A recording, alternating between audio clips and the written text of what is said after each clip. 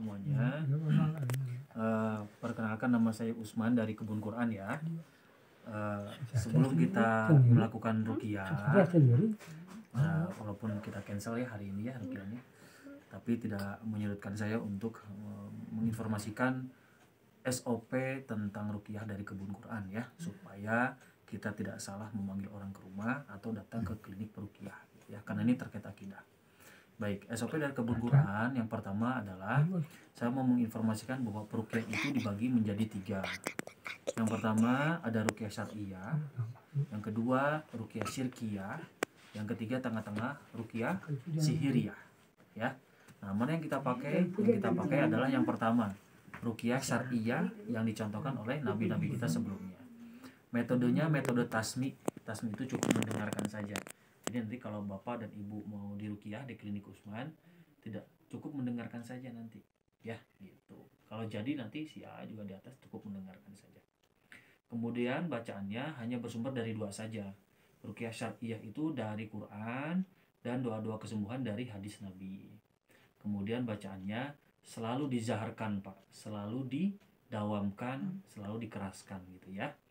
Kemudian kalau bapak dan ibu datang ke klinik Usman, proses kedatangan ke sana itu tidak bersyarat. Atau Usman yang datang ke sini juga sama, tidak bersyarat ya, tidak minta disediakan sesuatu dan lain-lain. Kemudian proses ikhtiarnya, jika bapak dan ibu datang ke klinik Usman, maka insya Allah kita tidak menyalahi aturan syariat Islam. Salah satunya adalah menutup aurat menggunakan mukena, ditemani dengan mahram ya, harus ditemani dengan mahram gitu. Kemudian pulangnya tidak akan Usman bekali sesuatu ya, amalan-amalan di luar syariat Islam seperti itu enggak. Itu namanya ruqyah syar'iyah. Jadi cukup duduk panis, fokus telinganya mendengarkan Usman murojaah, kemudian mulutnya istighfar terus. Nah kayak gitu aja, itu namanya metode tasmi ya. Dan yang kedua ada namanya ruqyah syirkiyah. Ini bertolak belakang dengan ruqyah syar'iyah. Ruqyah syirkiyah ini biasa kita bilangnya kahin, di kalangan peruqyah namanya kahin, atau bapak ibu biasa mengenalnya dengan nama dukun ya. Nah peruqyah syirkiyah ini namanya dukun. Metodenya metode dukun. Nah bacaannya tidak bersumber dari Quran dan hadis, tapi dari buku-buku atau kitab-kitab dukun. Nah yang sering kita pakai sehari-hari Bu, yang nggak kerasa, coba tahu nggak kitab dukun, kitab sihir yang sehari-hari kita pakai? Salah satunya adalah apa Bu? Pari Rimbon. Nah itu nggak boleh ya. Zodiak, tarot, jangjawokan, asihan, itu nggak boleh. Itu namanya kitab-kitab sihir.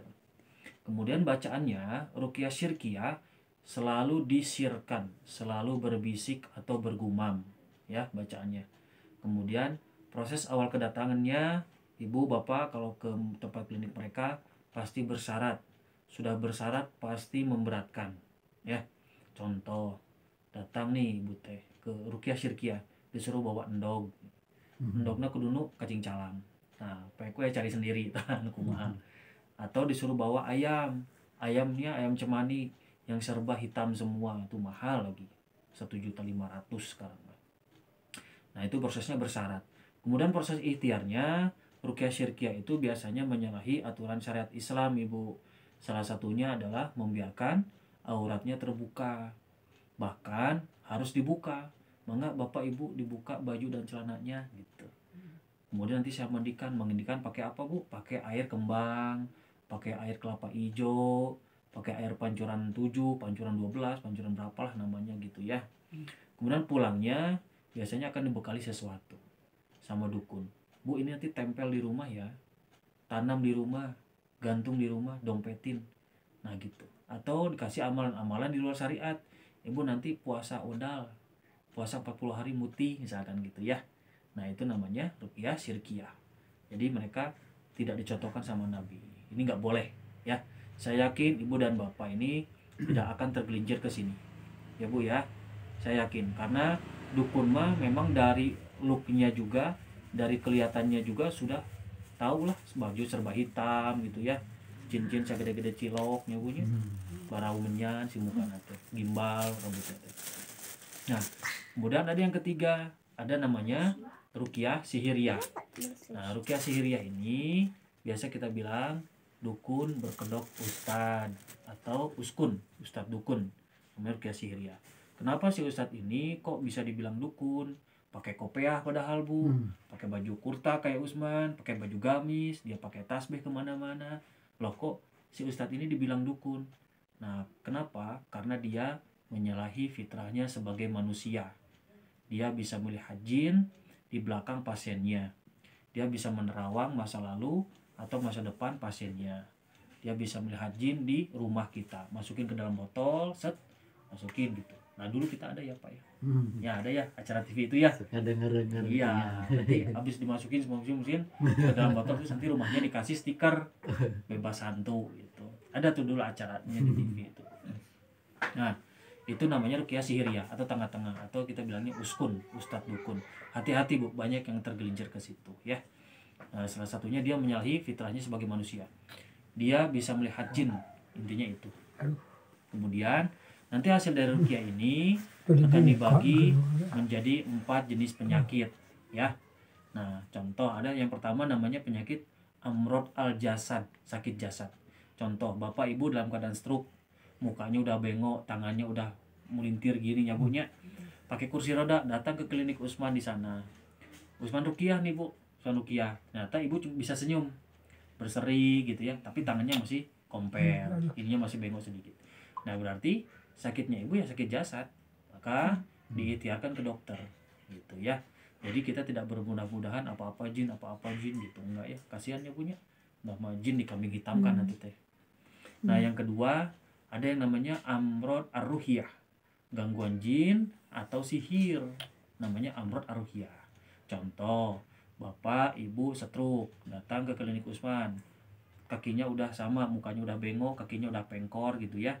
Terus Usman ruqyah, ternyata teh bapak teh loncat kayak gitu, loncat, ngorejat, pencak silat, tangannya yang komper gini teh Bu, tiba-tiba luas ginian dah, jadi macan atau apa gitu ya. Berarti sakit stroke-nya Bapak Ibu bukan hanya karena pola hidup yang tidak sehat saja, tapi ada campur tangan gangguan jin atau sihir ya gitu, bisa ngomporin, memperparah itu teh Bu ya. Nah, maka disitulah kita simpulkan bahwa ini mah sakitnya karena gangguan jin atau sihir, stroke-nya itu diakibatkan itu. Ada yang ketiga namanya amrod an-nafs. Amrod an-nafs itu nafsiyahnya, batinnya. Sedih berlebih tuh yang di atas ya, sedih berlebih, emosi berlebih, mudah marah, sumbunya pendek, temperamen, mood swing, overthinking, depresi, kemudian menyimpan marah, dendam dan kecewa. Nah, itu namanya amrod an-nafsiyah, sakitnya di sana. Kalau bahasa kerennya itu sakit psikis Bu, psikisnya udah kena ya. Nah, maka solusinya mana? Solusinya ya ada namanya kajian tazkiyatun nafs. Kalau ada sakit nafs, maka ada amrod an-nafs, maka solusinya tazkiyatun nafs. Ini biasanya banyak di masjid-masjid Bu, kajian tazkiyatun nafs itu. Salah satunya adalah kajian tentang bab qada dan qadar, itu juga sama ya. Itu yang lebih penting. Nah, yang keempat ada namanya penyakit ain, penyakit mata. Nah, ini hati-hati yang anak kecil, rentan terkena ain biasanya ya. Nah, ini SOP yang mesti saya sampaikan, 3 jenis peruqyah dan 4 jenis penyakit ya. Nah, sebelum karena hari ini ruqyahnya di cancel, saya mau ajarkan saja, Usman mau ajarkan saja Bapak dan Ibu bagaimana cara meruqyah air ya, supaya nanti kedepannya tidak minta-minta air lagi sama orang, takutnya malah ke uskun atau ke dukun ya. Mangga di airnya 1 gelas ewang.